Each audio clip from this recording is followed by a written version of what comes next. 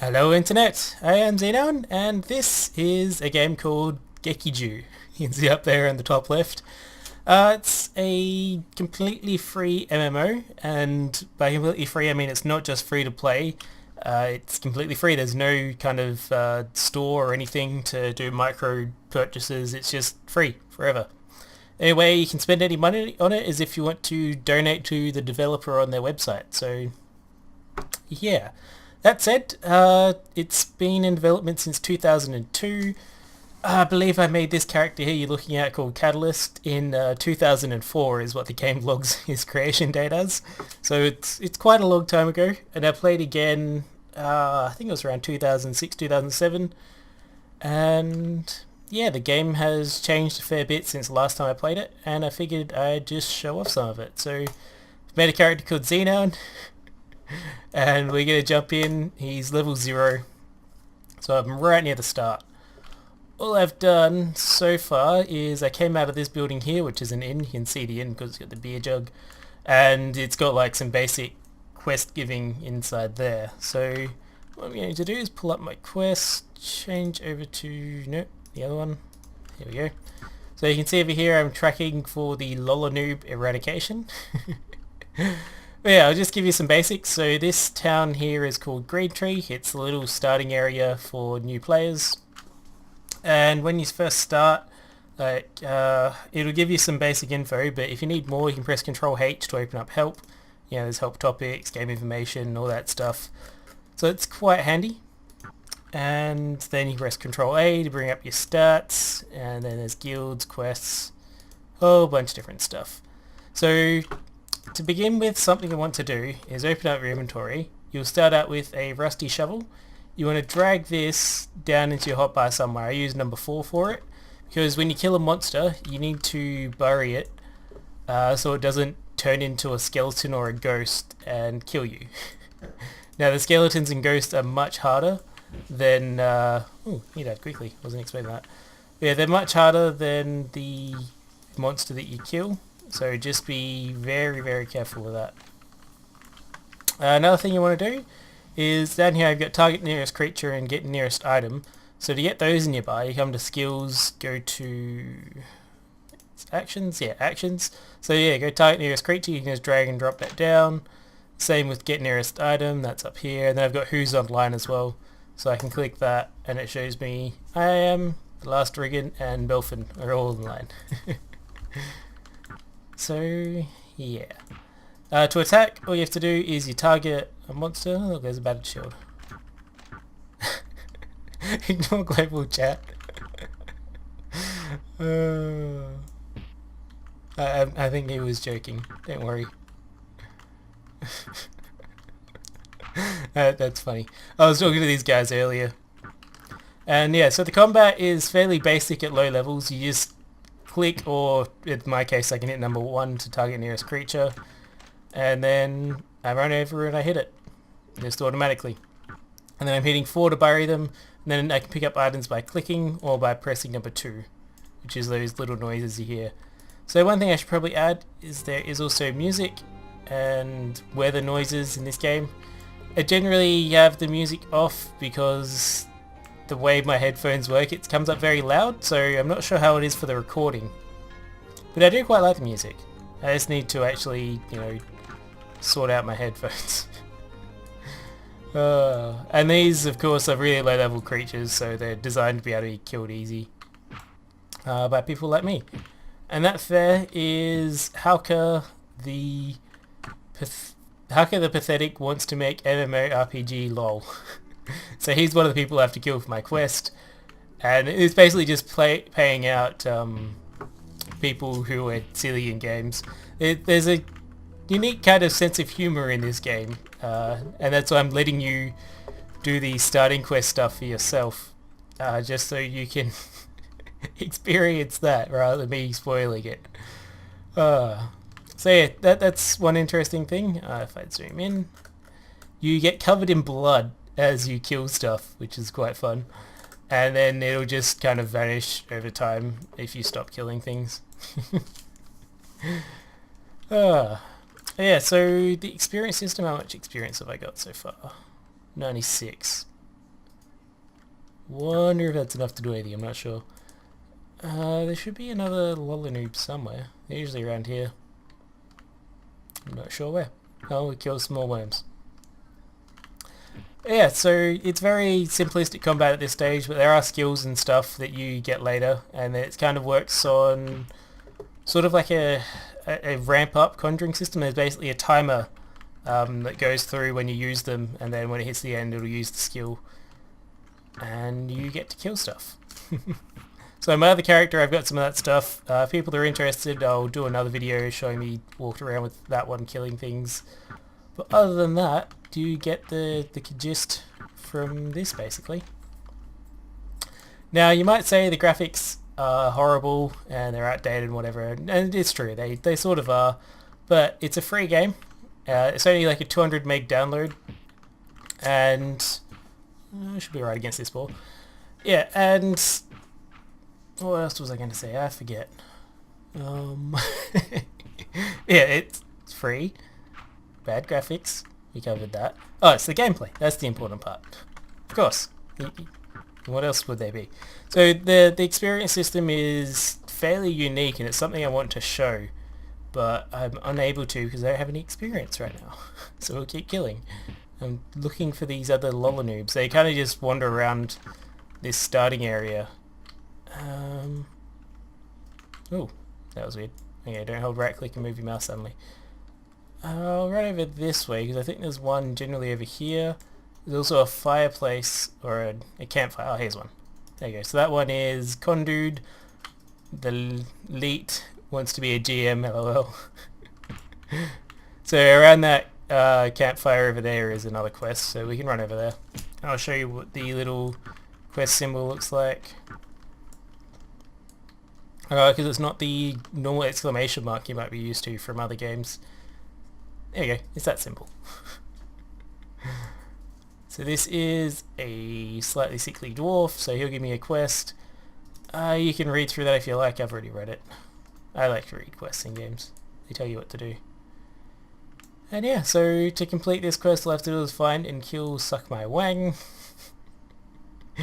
Which is around here somewhere. So if you're wondering, this is also just part of the game's sense of humour. In that noobish characters often have odd names, and they're paying them out by getting you to kill them because they're undesirable. Pretty much. That sums it up. Yeah, how much experience do we have now? 155. That should be enough to do something. So in most games you need to just you level up. So at the moment it says I'm level 3, which is odd because I thought you had to do it yourself. But anyway, you level up, and as you level up you get like skill points and stuff like that, and you can then spend it on different skills. I need to actually go inside the inn, I think. Hey, you can spend on different skills and things like that. Gekkeiju is a bit different in that you control where you spend your experience. So this person here is a level trainer, and I can advance a level. It's going to cost me 354 experience.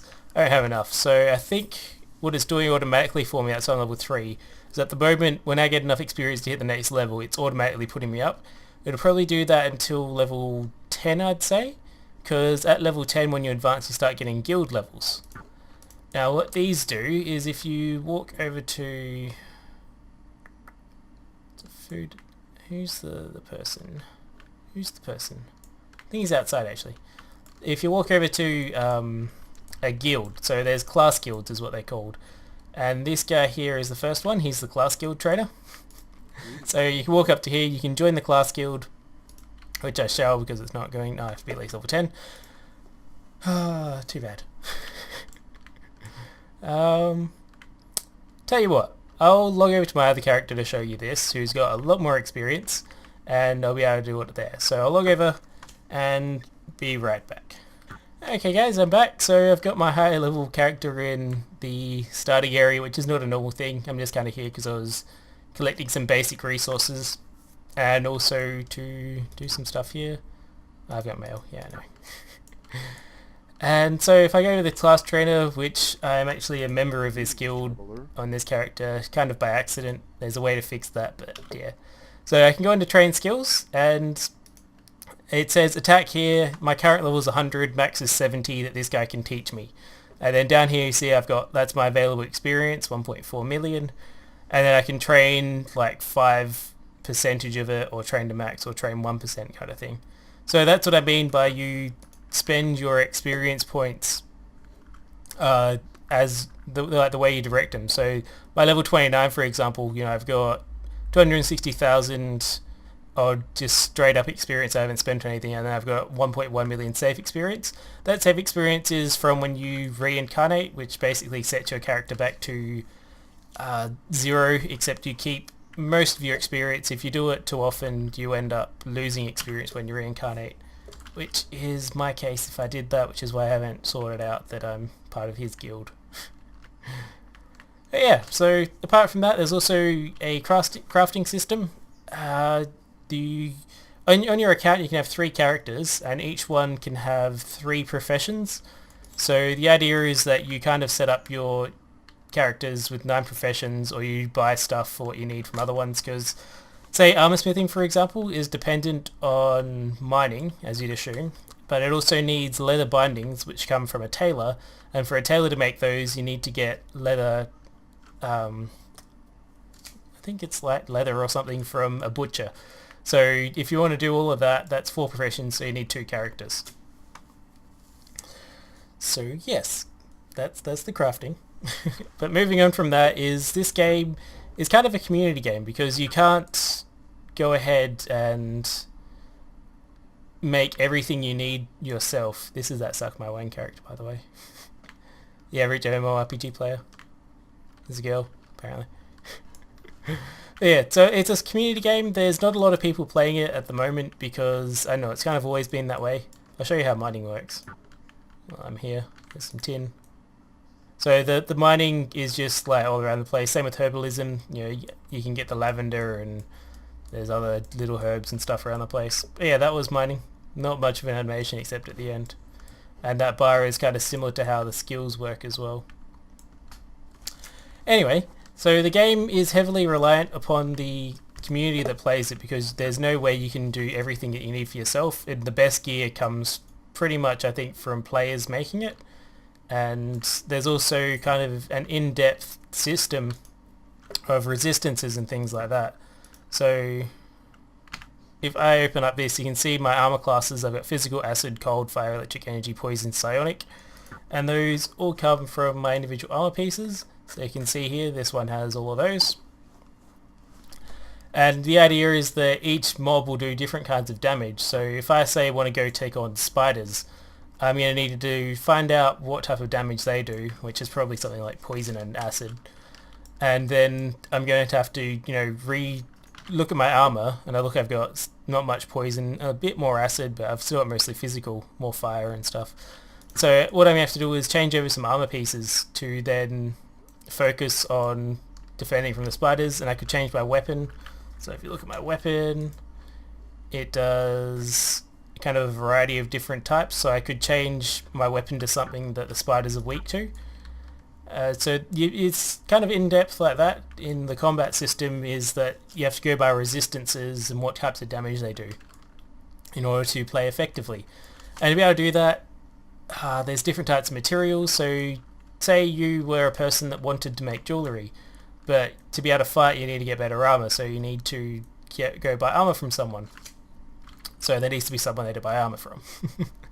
Yeah, it's a very community heavy based game, and for example, this guy here, Belfin, has been helping me out a bit. He's been giving me food because I don't have a cook, and he also gave me the sword I'm using because it's better than the old one that I started with.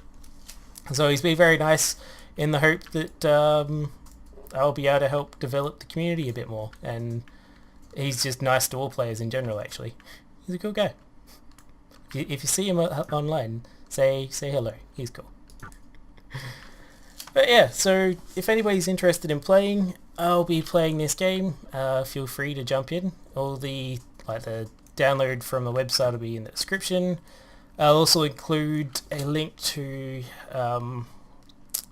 maybe either the forum page or the image directly if I can, of the professions and what other ones they depend upon. So you can see if you want to choose like armorsmith, for example, what other professions you need in the flowchart to be able to make all the stuff.